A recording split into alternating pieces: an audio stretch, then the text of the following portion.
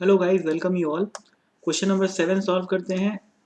Objective 2 का last question है ये, चैप्टर नंबर 39 का, है ना। AC source rated 100 volt RMS value.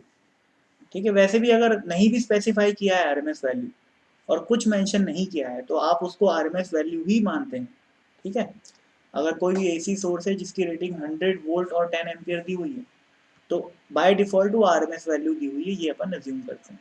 ठीक है, तो 100 वोल्ट का आरएमएस वैल्यू है और 10 एम्पियर का आरएमएस वैल्यू है।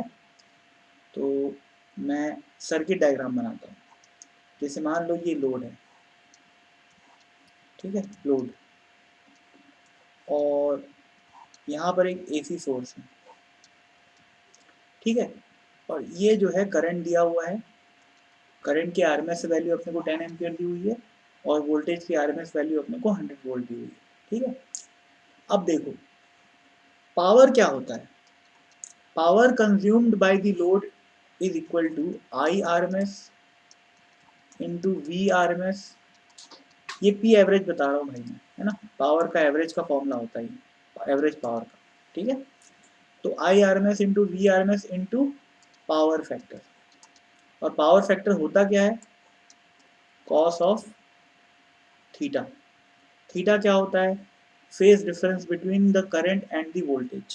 ठीक है, और ये चीज़ किस पे डिपेंड करती है, ये चीज़ डिपेंड करती है लोड पे।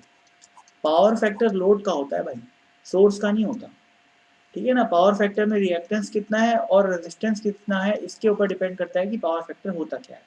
ठीक है ना, और एक्चुअल में अगर पावर फैक्टर की बात करूँ मैं तो पावर फैक्टर क्या होता है, पावर फैक्टर होता है R by Z.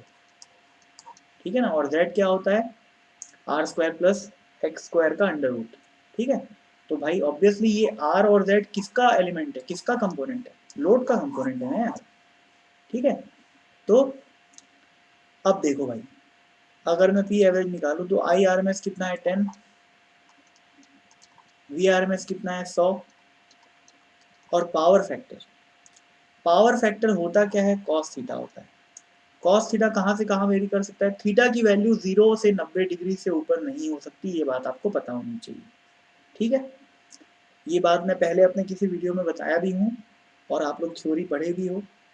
Difference current और वोल्टेज के बीच का जो फेज डिफरेंस होता है वो 90 डिग्री से ऊपर नहीं हो सकता कभी भी। ठीक है ना, तो इसका मतलब क्या हुआ, इस कॉस थीटा की वैल्यू मैक्सिमम 0 से लेकर 1 तक जा सकती है।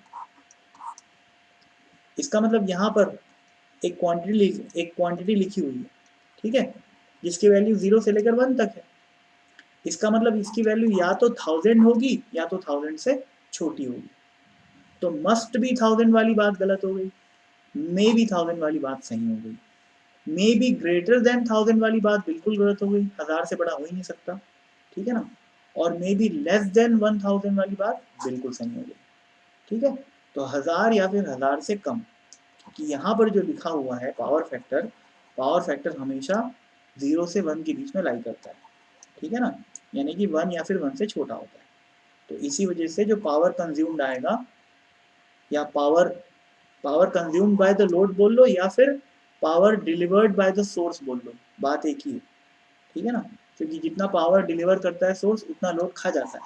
ठीक है, तो 1000 या फिर 1000 से छोटा, इसका मतलब बी और डी ये दोनों राइट आंसर है। ठीक है ना भाई, तो अपना ये ऑब्जेक्टिव 2 खत्म हो गया, अब स्टार्ट करेंगे एक्सरसाइज अपन।